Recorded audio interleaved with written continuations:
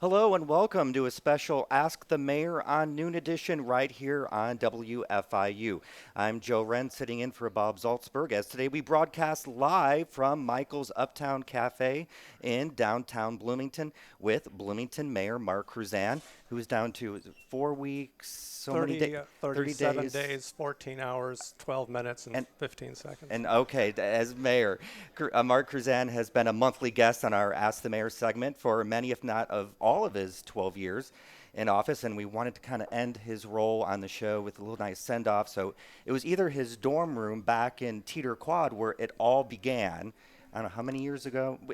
That one we can leave I've out if got you to do want. the math on that. I'll get back to you. And I just can imagine us walking into your dorm room with a student saying, "Hey, look, it's Mark Kruzan and Joe Wren," and of course the student. And they would all universally say, "Hey, it's Joe Wren," and there's some guy with him. They would say, "Get out of my room, we're calling the police."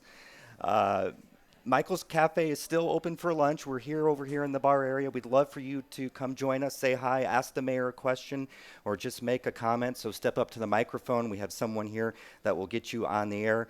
And if you're in the area, we have free parking over at the downtown. Free parking right behind the Uptown on the free 3 hours, and then the parking garages.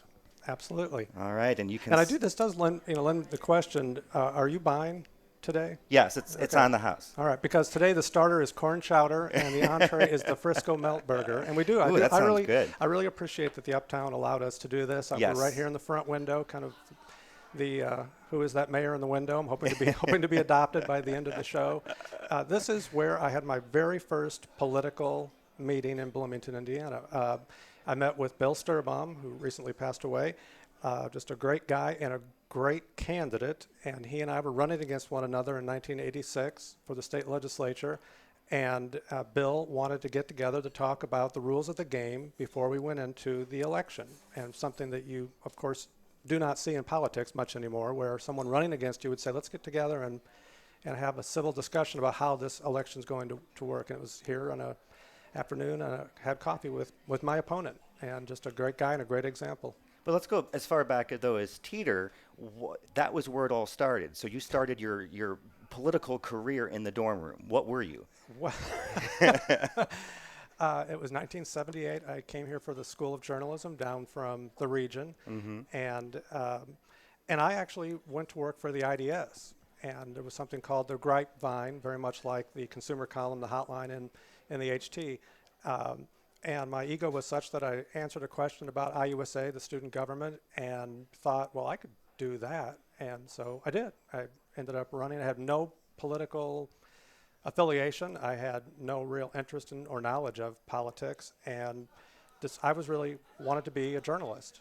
If I had to attribute a day that got me to where I'm here talking to you, I know it sounds odd, but it was September 5th, 1972.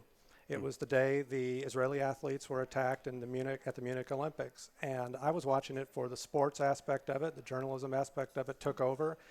My next Christmas present was a subscription to the Chicago Tribune. Got me interested in current events. And so when I got into Teeter, that's what I really wanted to do. But then that led me to government, such as it was. Well, and if you cannot make it in here to the restaurant, you can send a question to news@indianapublicmedia.org. You can tweet us at Ask the Mayor. Of course, we have our live chat on our website, WFIUnews.org. And we have people right here, someone ready to ask a question or comment. Go ahead and start with your name. Thank you. I'm Jean Emery. And first of all, Mayor Kruzan, thank you for all your years of service and all you've done. Thank you. It's a two-part question. Okay. Pretty big, great basic. What is your most proudest accomplishments over the past 12 years? And then on the flip side, what maybe you were most disappointed in that didn't happen the way you felt it should? So that's a one-part question. And Thank you. you know, the proudest is the assemblage of the staff, the people who run city government. And my adage over the years has been we have about 600 people making a city of 80,000 work. And especially my cabinet, the people who have led the departments. Over the years we set out to try to change some things. And maybe the proudest of all those for me, just what I'd set out to run on, was the expansion of the definition of economic development. That we didn't want it to simply be about the bottom line, but we wanted it to be about quality of life being synonymous with economic development. So that's why we went from a department that had an economic development director, and we changed that to be a department. And as part of that department were the arts, sustainability, small business advocacy, and really expanded that approach to what we considered economic development. Later we started to refer to as economic vitality. So the staff that makes this city work is what I'm most proud of. And the downside, sadly, was that out of 600 people, we had a couple who decided to enrich themselves at the expense of taxpayers. And that cast a shadow over the entirety of the staff, which was understandable. People want to paint government with a broad brush, but I absolutely know that it was entirely unfair to paint that staff with a broad brush, because 99.99% of those people show up every day to make this city work. Thank you for the opportunity to answer that first off. So do you remember, if we go back 12 years ago, of course, when a new administration starts, they just kind of walk into things, as always happens as time goes on. Absolutely. What were those main things that when you first started as mayor that you just kind of had to jump right into? Well, it's weather becomes the first one, and snow control was a big change. And people might not remember, at that time the city was using sand to treat the streets, and we switched over to salt. That was something that the city council, Jason Bannock at the time in particular, was interested in. So I mean, that literally was one of the first things we had to jump into. But really, it's the learning curve, and that's why, again, I talk about the staff. You know, you have to remember, when I came in, we only made about 3 changes in our cabinet. So I had the benefit of people who had years of experience, and you start to learn. Now, you obviously have your own opinions and ways of doing things, but ultimately you have an awful lot of people to depend on who are expert in their areas and have done so much to make this city great. So why end after 12 years? You know, in part, I said this in jest, but I guess there's some seriousness to it. I thought, if I run and if I win, by the end of that term, I'd be 60, and I wasn't sure I wanted to be talking about deer, potholes, and parking meters when I was 60. In part, it's also, I think it's time for new ideas, new energy. That's when I endorsed Darrell Neer. That's exactly the phrase I used, because I wanted someone who will step forward and really have some new energy, new ideas. That I think it's important to have that kind of turnover and move along. I've said, and I'll probably end on this note, that anyone who enters public office ought to go into it knowing that they're just passing through. All this talk about what is your legacy going to be kind of makes me laugh. I just feel that that's not what you should get into it for. And in the spirit of you're just passing through, know that you're going to try to make a difference while you're there, but there's an awful lot of people going to come after you that are going to do just as well. Yeah, and you said that last month too during our November Ask the Mayor about the thing that there is no legacy. But for you though, what do you want people to remember your term here as? That I was the one who said there should be no legacy. I hope that they feel it's a friendlier government, that it's a government that looked at things like economic development and didn't just see that bottom line, but did see quality of life. That we tried to change the nature in which government itself operated. And even one of the most immediate things we did that first January of 2004 was to open up City Hall to be a truly public building. That it had always obviously been a heavily utilized government building, but that we turned the atrium into basically an art gallery, that it was something that the public could access, artists could access, again, as part of the economy, but also just a quality of life amenity in Bloomington. We wanted to have, and we did, I was very proud that we were able to have the Black History Month kickoff be held in City Hall. It wasn't a government meeting, it was a public meeting. That same year, the next year, we opened it up for the 4-H to use it for their sign up. And people who'd never been in City Hall coming into the building was an extremely gratifying thing. It was the kind of thing we wanted to do, was to open up the doors, make sure people knew it was their City Hall. What's the toughest part about being mayor that people wouldn't know? Well, I think everyone probably could guess. I mean, it's the volume and the unexpected events. I mean, that's true at all levels. And I think most people would expect that, though. There's still many big issues to talk about too. I-69 to Bloomington opens Wednesday. That's always been a hot topic for years here. Not something that you were in favor for, but now it's here. Yeah. You always said NDOT was good about keeping you up to date. What's something that the city is going to have to adjust now that this interstate is coming through the Sure. city? And I have to say that even I said to the HT I was being interviewed by yesterday, whether you consider it the depth or the height of the debate between the state and the local community on I-69, there was always, much to the shock, I think, probably of a lot of people, there was always open dialogue between NDOT and the city of Bloomington. Even when the state was saying it was threatening to pull funding from the city, we were still having conversations. And an awful lot of good things have happened that the state didn't have to do that they did. High among those would be the Tap Road interchange. Even though it's closer to 2nd Street than what might normally allow for another interchange, the state has agreed to and putting in the interchange at Tap Road, which will allow access to businesses, the medical community, the Woolery Stone Mill. And then you've got the 2nd and 3rd Street bridges are being widened to allow for pedestrian and bike accommodations, something that is not the norm for interstates and for interchanges around, probably around the country, but certainly around the state. I think, though, that we all still need to be vigilant about two main things, and that's the unknowns when it comes to cost and when it comes to congestion. When it comes to cost, I don't think anyone's identified how much I-69 ultimately is going to cost, but that's a state and federal issue. The true local cost issue will be to the city government, the county government, who's going to pay for, how much is it going to cost, and who's going to pay for all of the ripple effect on the community, the access roads, for instance, 17th Street. With all the overpasses, obviously there'll be increased traffic, greater needs for infrastructure improvements. Someone has to pay for that. And then congestion. When we look at Kinzer Pike being closed off and what I call the Cracker Barrel exit, Whitehall Parkway or something, whatever it's called, with that being closed, 3rd Street is going to have to absorb quite a bit of congestion. And I don't think we yet know what those costs are going to be. We also don't know what the opportunities are going to be. And I think all of us who opposed it really do have to look at that interstate now and see it as what are the opportunities that we can make.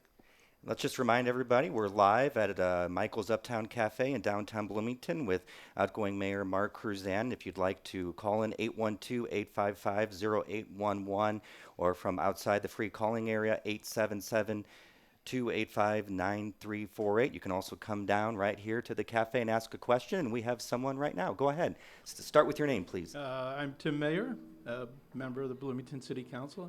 Really like to thank Mayor Mark for all you have done for our community. It's been a really good ride, and I will leave the question as to what's next to somebody else, but I would like to know if you'll still be an item on the comedy scene in Bloomington.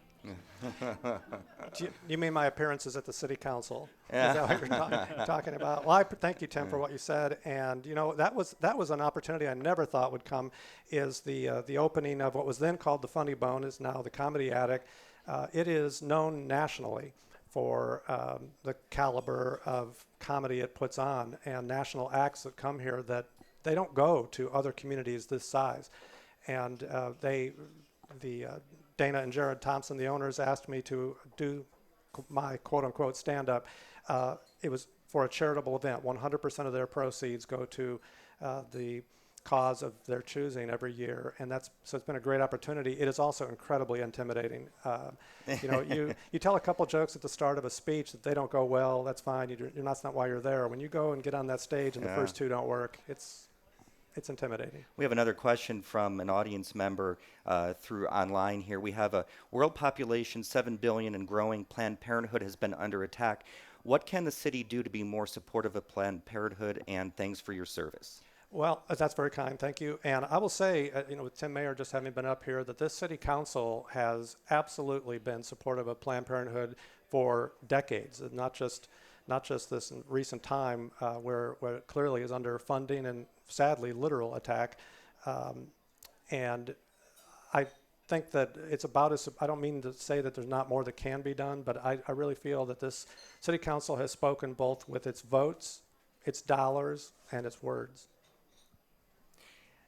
I mentioned parking earlier, and that's always a topic here, whether you're with Indiana University or here in town. The meter's not paid off yet, but you always said that this was about managing the parking spaces. Are you happy with the results of where the parking situation is now? Well, happy is a pretty liberal word to use about parking. But you talk about I-69, and I'll make the link, is that the impact on the community of I-69 is unknown. It will certainly lead to increased population, and we hope to increased economic vitality.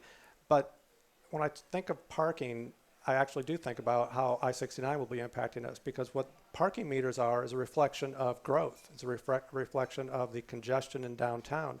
And it was meters are a parking management tool.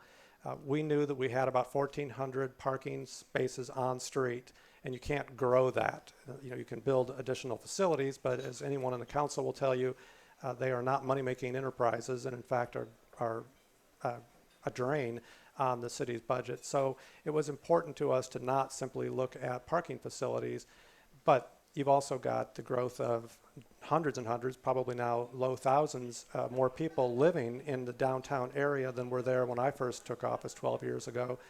And they all have cars, they all have guests, they all luckily have customers. As we look downtown and see very few open retail spaces, that's great news, but that does mean employees and customers trying to access the downtown at the same time all these new residents are. So that was a parking management tool, and so far it's not, we haven't seen the dire consequences that some had predicted, but there's a long way to go. There's still going to be a challenge as to the number of people coming into downtown Bloomington and where all those vehicles are going to go, and I think that's what you have to rely an awful lot on public transportation for a long-term solution. We have Bloomington Mayor Mark Kruzan here, 877-285-9348. We're live at Michael's Uptown Cafe downtown. Come on up to the microphone. Love to hear from you. To kind of go along with that, though, downtown development. This was a huge issue, too, especially the last couple of years with the Graduate Hotel coming in downtown, the growth of downtown increasing. Imagine 12 years ago, a lot of these buildings weren't even here. You tried at one point to ban, was it chain stores, chain restaurants downtown? I like the word restrict. Restrict. Okay. I'm leaving, so I'll go with that. Okay. But there are always two sides to this. There's the people that want to keep that charming, that what they say downtown Bloomington, and then there are those that say Bloomington needs to grow, it needs to prosper. Yeah. Is the downtown moving in that right direction? Well, to some extent, there are two groups saying that. I think most people are saying both things, that they want to protect the small town charm and big city amenities, but they also know that you can't just allow your community to die in the vine. Most people are familiar with cities in the state of Indiana that have suffered because their economies have bottomed out. So, when I look at the balancing act of Bloomington, I lived in downtown for 22 years and, lived on 6th Street. I was on 7th Street, but on 6th Street when the Princess Theater partially collapsed, when right up the street from us here at Fountain Square Mall was an abandoned building and being held up by beams that extended into Walnut Street. And so you see in my lifetime, my adult lifetime here in Bloomington, how things can go one way or the other. And there's been an incredible renaissance in downtown through all the private investments been made. I hope people view that city government has been a part of that. Certainly county government's commitment to remaining in downtown made a big difference. Nonprofits that employ 10% of our workforce, a lot of people, a lot of things have come to fruition in this downtown. And what people do forget, just because it's human nature to do so, is that when you look back then, there was also a concern about sprawl. And so the last administration was faced with that every election. You could not run for county or city office without sprawl being pretty much the forefront of your campaign. And a very determined effort was made to try to increase density in downtown and to have the growth be in the downtown area. So it clearly has succeeded. And many would argue, and I'm among them, the pendulum has swung too far the other direction. So now what we're trying to do, and I think the next growth policies plan will do, is look for a balance in that demographic, that it's not just student apartments, but year-round residents, active senior living, retirement living in the downtown area, and a level of affordability that is missing right now. So I think this city has done a pretty good job of trying to balance out the issues as it moves forward, and it will continue to do so. that's something that has always come up too, is that balance of student housing, and we see that in every project that goes in. But is there anything the city really can do to restrict that from a Sure. developer, a private Yes. developer who wants to come in and build? Sure. Yeah, I think in part what we were looking at with the technology park was we had to have a developer who's interested and willing to sign an agreement that says that there would only be year-round leases, that no co-signers would be allowed, which is typically the way in which student housing would work. So there are restrictions. There's no legal protection for students and housing. So yes, there are absolutely ways that can be done. But remember that if you look at all of the student housing that exists in the downtown area now, those students were going to be one of three places where they are now in the downtown, remaining on campus, which simply just to be competitive, this university could not require. Many people say just make them stay on campus. The city has no power to do that. I don't think the state would want to do it, and the university wants to remain competitive. They are improving their housing options and quality on campus. I think it'll be more attractive in the long run. But the third option is the one that people don't really consider, and that would be where else this housing would be built if it weren't downtown. That would either be in established neighborhoods or on the periphery of the community. And once you do that, you've increased the number of cars, you've increased the number of people who are having to rely on automobiles to get to and from campus. We do have to take a break. Before we do, just let everyone know we're broadcasting live at Michael's Uptown Cafe. Anyone can come in, watch and listen, ask a question. You can also call us, leave a question for Mayor Kruzan at 812-855-0811. You can contact us on Twitter at AskTheMayor or on our website, wfiu.org/Noon Edition, to be part of our live chat. Take a short break. This is Noon Edition on WFIU. And we're back at Michael's Uptown Cafe live in downtown Bloomington as we send off Mayor Mark Kruzan. Feel free to stop by. We have Barbara, our reporter, wandering around, be able to bring you up to the microphone and ask a question. There she is. And of course, you can still, if you can't come in, we have our live chat online, WFIUnews.org. We also have our email, news@indianapublicmedia.org. And of course, you can also tweet us at AskTheMayor. You know, part of being in your position, too, is whatever you say, whatever decision you make, there's going to be those who disagree. There's always be some, of course, who I have not found who that agree. to be the case. Oh, stop! I have know not better than found that that. to be the case. Is that that's something you just have to get used to over time? I was a member of the House Democratic Caucus and was elected to be majority leader and worked with the very far right Democrat and the very far left Democrat and was seasoned by the time I got to this job. You have to expect differences of opinion. You know, I think the difference is, and I guess it did somewhat surprise me, is up in Indianapolis you'd have the big differences and then you'd kind of move on. In fact, you might even in the same day you've gone to war with someone, join up with them on another issue. I found in local politics there is a level of there's a different feel about things like that, and sometimes those differences fester and become much more personal. And that's, if anything, I think that's probably been the most disappointing. There, you know, I've used to refer with James McNamara, my first deputy mayor. I would talk about how there was the 100.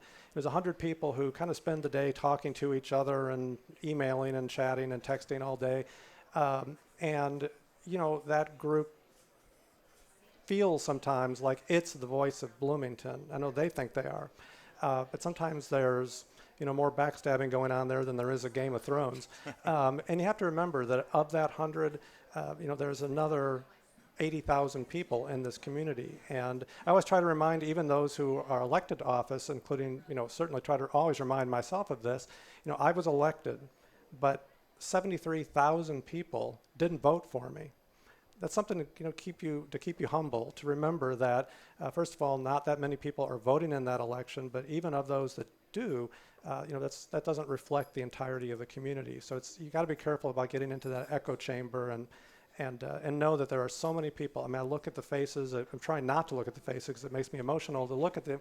But people who are here today, and these are the people who really are dedicated to making Bloomington work and are willing to get into it, even though they know there are people who will disagree with them because they feel strongly about the direction the community is headed. We have a question from a caller, Tom in Bloomfield. He wants to know if you're going to be going to the opening of I-69 on Wednesday. No, I have to say I've declined. I'm going to decline. I think that that's a celebratory event, and I simply feel it would be insincere to attend and pretend I'm celebrating. I'm not trying to say that I believe it's going to be stopped. There's actually, they don't tell you about this, Joe, but there's actually a second event for those of us who oppose the highway. It's going to be a ribbon cutting held after the interstate's been opened. Oh, okay, and you'll be there. I'm sure You'll come back for that. They'll push me out there. You know, you touched upon the trades district earlier, Yeah. and I think we will go ahead and follow up with that. And then I see we have a question too. But it seems like the hang-up between those two proposals for the large part of that district is that housing component, but developers see that as enticing. So to kind of make sure their deal goes through, is there much negotiating, do you see, in that room for housing and tech? Well, there's a bigger obstacle, and that is that the six department heads who have been most close to that project are all leaving at the end of the year. And with their departure, other staff, other board and commission members, and even a developer has now begun to wonder what happens to us if we continue to move forward. So FNC has actually asked that their proposal not move forward this year. They'll take their chances with the next administration. And the mayor-elect has already said he opposes the CTP Partners proposal, so it's dead in the water. So I think that what will happen is you'll see, I hope in January, people will pick up on that. The good news for us has been that Denise Alano Martin and so many other people on staff have worked so hard to get a foundation laid where that momentum is going on that park. In fact, when the question was first asked about accomplishments, you know, a more specific thing that I think is probably something that the city council, I always tell the city council they don't celebrate their successes enough. And one of the greatest successes we've had in the last 12 years came this past year with the passage of the bond that will fund the switchyard development, the certified tech park, the trades district, the animal shelter expansion, as well as solar panels at different facilities and a lot of other sustainability projects. So that momentum is going, the foundation is laid, but I think that absolutely you could work out the housing aspect to it. That's just one component, that 5.5 acres. It's a 12-acre parcel, so you've got an affordability project that is being offered still across the street. You've got the historic buildings and the Showers Administration Building in particular. I think CFC might be a group that we should be reaching out. The city should be, won't be me, but the city should be reaching out to. I think they've got some exciting ideas for that area, and they've got an incredible track record in Bloomington. So I think there are an awful lot of opportunities there that can be worked out. We're live at Michael's Uptown Cafe with Mayor Kruzan, and we have a question from one of our audience members. Go ahead and start with your name, please. My name's Mark Brown. Hello, Mayor. Hi, Mark. How are you? I'm well. How are you? Good. I bring greetings from Kathy Harbaugh Thank you. and the realtors across the state. And you'll be happy to know this is not a budget question. Okay. Will your beard be a better look than David Letterman's? And when will we see it after you're out of office? I can only aspire to be the Santa Claus that is David Letterman. And Mark, you're one of the faces I look at, and it does take me back because I met Mark when I was in state government, and Mark was the leading budget voice for the state of Indiana. He mentioned Kathy Harbaugh, who I knew as Kathy Pensick, and she was my first campaign manager. She ran my campaign for student body president in 1981. So I will tell you this, I went to Canada with my wife. Her family had for years made a fishing trip up there, and they took me, and I didn't shave the entire time, and I will promise you it comes out just as white as David Letterman's. There you go. All right.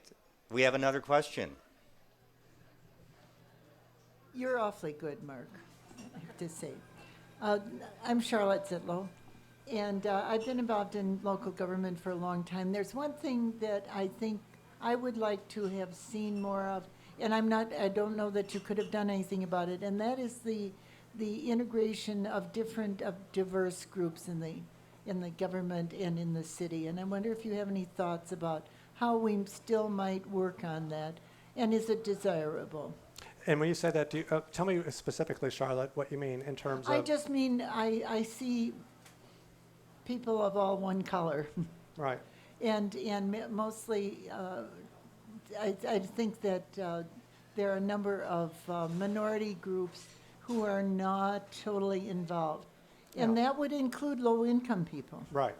That's what I was wondering when you said if you meant race only. Yeah. I know we succeeded and we failed. I remember my very first debate in the election in 2003, and my opponent, Republican opponent, said, there's not a single minority working in City Hall. And I can't remember if it was Pat Williams or who, but it was someone in the audience, and I was making eye contact with, is that right?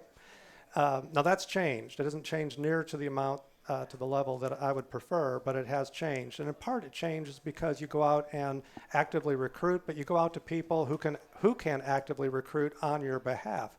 The one thing that we have succeeded at that I really set out to do was to diversify the boards and commission membership.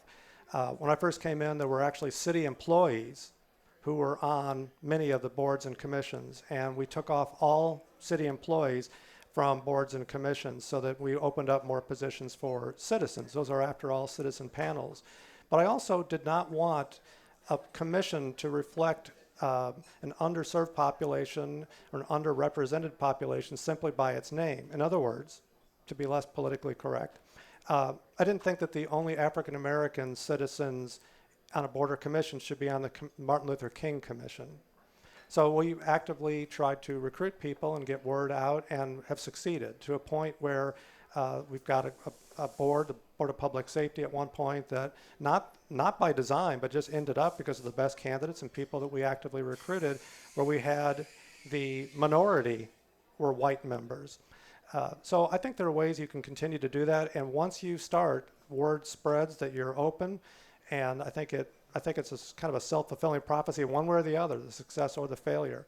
The other place in which I feel like we could do better, and one of those things where you start to think toward the end, things you regret that you haven't got done. One of them is the Safe and Civil City project that I really wanted to integrate it more with the police department. I've had two incredible leaders of that police department, Mike Hostetler and Mike Dekoff. And the outreach to the entirety of the community, especially now with our downtown program, downtown resource officer program, has made a big difference. But I think we can do more to take the Safe and Civil City component of city government, which is in the Community and Family Resources Department, and do a better job of integrating it with the police department. I think we have even better community policing than we have right now, and I think would help with breaking down barriers that sometimes I think people don't get involved either because of reality or perception. They don't believe that their involvement is welcome or is going to be taken seriously. All right, thank you very much. We are at Michael's Uptown Cafe. You can join us if you can't be here. News at indianapublicmedia.org. You can call us 812-855-0811. You can contact us on Twitter at AskTheMayor. A few of the other things I wanted you to just kind of reflect upon too. The Beeline Trail was a big part of your 12 years, and now we're seeing development starting which was the whole point of the Beeline Trail. Yeah, that started with Tommy Allison's administration, went into the Fernandez administration, and then we secured the land and the financing to build out the trail. And my quote at the time that was being used by the Parks and Recreation Department was that this is the greatest economic development project that we have in the city. And so within the community, people think of it, of course, as a trail. The Parks Department actually thinks of it as a linear park. And I look at it as an economic vitality tool. It is exactly the kind of thing that I said in the open, and that is that quality of life is synonymous with economic development. That is important as it is as a trail for transportation purposes, recreational purposes, health purposes. It's going to be something we have seen now is spurring private investment. And the same is true of the Switchyard Park. And we've purchased that land, and we've got the 69 acres down there that will add to that part of the community. And I try to remind people, think of what think of what the city would be like without O'Brien Park. It's hard to imagine that because it's always been there. And some decade, people will look back in the Switchyard Park, whatever it's called, and we'll see that same thing. But it's not just about the amenities that will be offered there and the opportunities for that part of town. It'll be about what's private investment is made around its boundaries. We have a comment I want to pass along here. John Weichart says he couldn't make lunch today, but he wants to extend his appreciation to Mark for permitting him the opportunity to serve the city as deputy mayor. Well, I appreciate that. And every time I was here with John when he was with Ivy Tech, he bought lunch. So I'm a little disappointed he's not here today. There have been committee meetings, public forums on the hospital redevelopment site.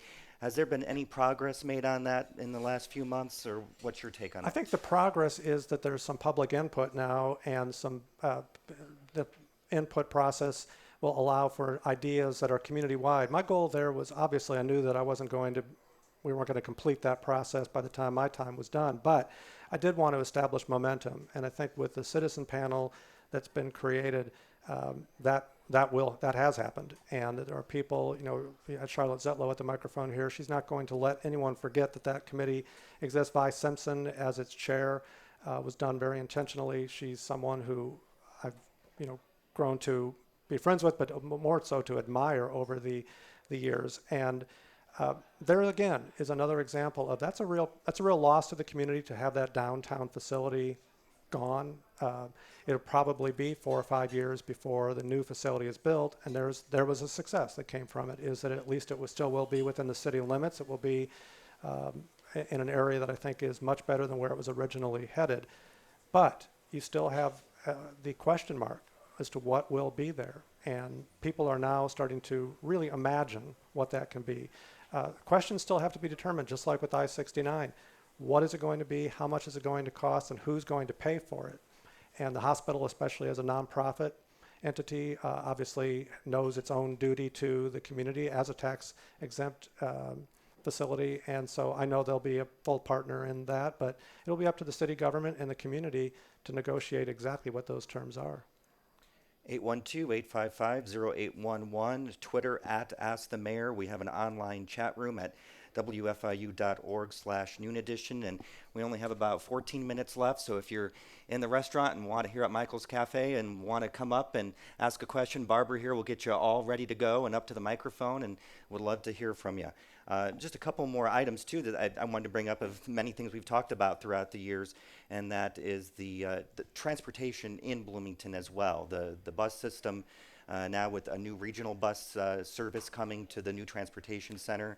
Yeah, moving from one location to the other. Yes, right. And then on top of that, we can kind of sneak in bike paths and all the different trails that have been built that you've looked over throughout the years as well. Yeah, I've even lost count, but I think I was shocked when we first started to add up. Susie Johnson and her staff added up a couple of years ago the number of miles that we've added to our trail system, and it is phenomenal. And I know the city will continue to do that. It's got to be a focus. When you look again, as I talked about, the congestion that's coming to downtown with the increased density with the I-69, and our population grows at about 1,100 people per year. It's a much bigger city. When I first moved to Bloomington, there were 48,000 people here in 1978. Now we're pushing 84,000 people. I mean, that growth is larger than almost all cities in the state of Indiana. So we've had a city put upon a city in the time I've lived here, and of course that will continue at probably a greater pace. So you've got to rely on all forms of transportation. The big issue for transportation comes down to money. And sadly, this state, and I don't mean that to be partisan because both parties really have not stepped up, but it's also true nationally. This country just hasn't kept pace with modern transportation alternatives. We've relied on our vehicles. I'm as selfish as the next person. I love to rely on my car, but it's going to take a change in philosophy and a change in funding patterns to really make a difference.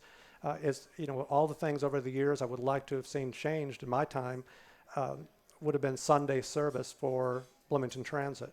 I don't know that it's the number one highest demand of transportation users, but I think it's probably high on that list, if not number one. and it's simply a matter of dollars and cents that the transit system can't afford to do that. So looking for ways, either using city budget monies, which we have shied away from doing, as opposed to simply relying on ratepayer money and federal funding, or getting the state government and federal government to better invest in those alternatives. And I was actually going to just lead into that. There's a lot of, we talked about many statewide issues too, and a legislative session coming up this next year, road funding being one of those. The governor has his proposal, the Democrats came out with theirs.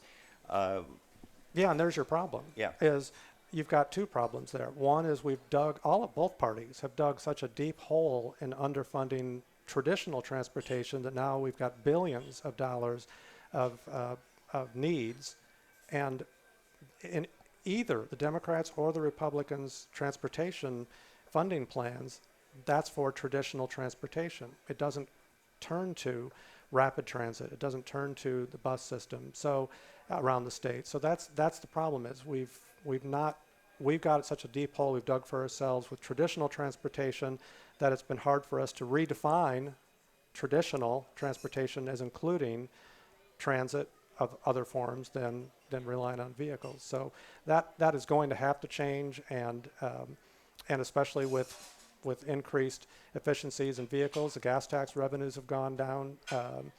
Nobody wants to be for a tax increase, and so that's going to be a real dilemma as to how you're going to fund those things. And then maybe what And if I could quickly interject, because Charlotte talked a little bit about a lower income. I mean, the people who most need the service and should be able to rely on that as a public service are least able to afford rate increases. So it really does have to be, it is incumbent upon all of us to fund those kind of services. It's good for the environment, it's good for the economy, and it's plain and simple good for people. What are some of those other bigger statewide issues, and maybe not just even for Bloomington, but any city throughout this area that should be looking on or keeping track of for this upcoming legislative session? Well, we claim we're a home rule state, and yet we see a lot of preemption. There's the politics of convenience when it comes to local control, and over the years we've seen local control actually has eroded. That gun rights now can only be dictated by state government. You aren't allowed to use your local standards as much as some people run for office claiming that local government governs best, the government closest to the people is best. That's only sometimes. The issues now that we're seeing with even the RFRA, and that there's a bill now, Senate Bill 100, that would preempt local ordinances, local human rights ordinances. So I mean, I think that it's kind of an irony is the more conservative the state government has become, the more intrusive it's become on the rights of people at the local level. So that's something that I think both parties and at the local level need to be cognizant of, is that their controls are under attack. We still have just a few minutes left, so if you'd like to come up and ask a question, come up and find Barbara. We're here live at Michael's Uptown Cafe. You can also send us an email, news@indianapublicmedia.org, or you can tweet us at Ask the Mayor. So earlier on this week, I met with Greencastle Mayor Sue Murray. She's leaving as well, and she told me she has a one-way ticket to Florida in January when she's done. So what's next for Mark Kruzan? Well, I should have called Sue and seen if I could have gotten a second ticket. I don't know. I'm looking forward to regaining a little bit of anonymity. I will say, when I was in the state legislature, you could probably, 1 out of every 100 people might stop and talk to you about it. When you're a mayor, people know the issues. They know their opinion on the issues. And it will be nice to return to some level of anonymity.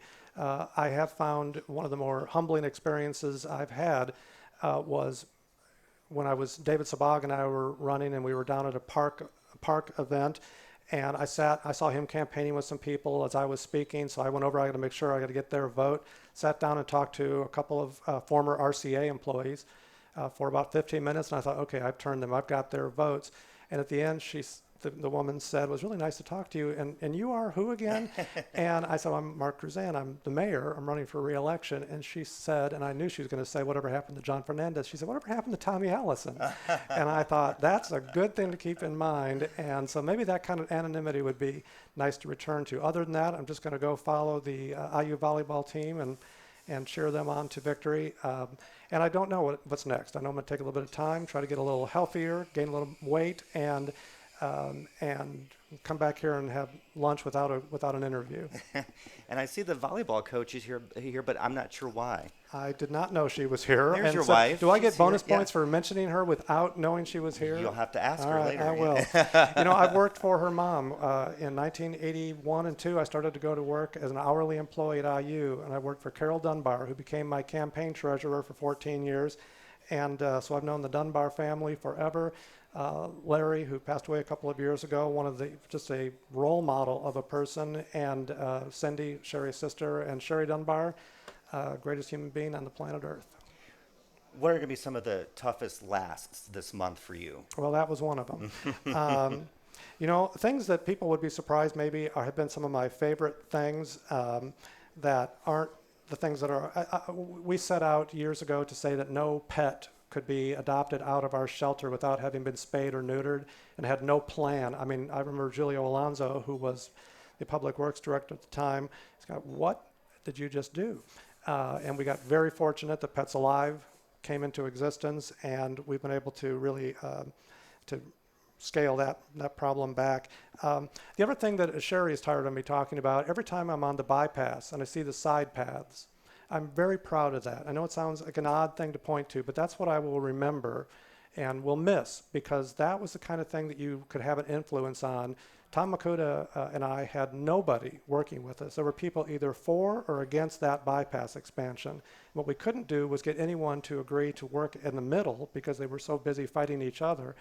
And we really worked with NDOT to get those side paths put in. So every time I see people using them, and more I'm seeing that, I'm real proud of that, but I also will miss that. I'll miss the opportunity to be able to negotiate toward some solutions. And the other one that I will point to and be proud of is Banneker, because there were some discussions going on to mothball that building, and it has been expensive. I understand why people didn't want to spend money on it, but I think it was important for a lot of reasons. The history of the community, the west side of Bloomington, and just the fact that it's a historic building itself and the story it has to tell, and how much of a community center it is for people. So those are the kind of things that I will miss. I won't get to set the Halloween trick-or-treat hours anymore, the incredible power of a mayor. So I'll miss an awful lot of things. For those who want to get involved with the city but maybe haven't, and we know about low voter turnout, what would you say to those people? Never underestimate your individual or collective clout. You would be shocked at how much of a difference you can make. And every single city council person that's on the council now or has served in the council ever would tell you the exact same thing, that if you show up and you get involved with boards and commissions, or just come speak to the city council, we won't always agree, but your voice will be heard, and you may have far more impact than you think. You might remember former RCA employees opened a time capsule about a month or so ago, but it was from 25 years ago. If you were to put in items in a time capsule to be opened 25 years from now from the mayor's office, what items would you put in there? Well, again, honestly, it would be a list of the staff members' names who are working for the city of Bloomington right now, especially the cabinet members. I've said this this has come up as a common theme in the last year, where I've talked to people and said, no one will remember that you cast this vote or that you were the one who came up with this idea, but they will remember that someone was there. We look around this downtown, some of us know some of the names of people. I'm looking at the courthouse right now, it's Charlotte Zitlow. But as time goes on, be more and more people saying, who are you again? And who was that again? That's why the legacy thing means nothing to me. But what does mean something to me is that whatever you put your time and energy into today will be there for generations to come. I have no idea who the people were who made Bryant Park a reality, but look at what they gave to the community. 20 years from now, 25 years from now, no one will know who did the Switchyard Park, but they'll know they have that Switchyard Park.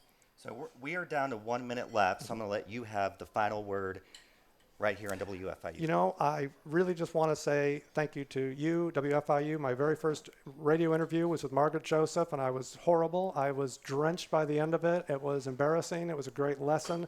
You've been much kinder, and I've appreciated the opportunity because this is a chance for people to directly contact their elected officials. And I also just really want to thank Charlotte Zitlow, John Irvine, and most of all, Marilyn Schultz, who was my predecessor in the legislature. Charlotte and John were the ones who said, you should run for office in 1986 when, believe me, no one else, including me, was thinking that was possible.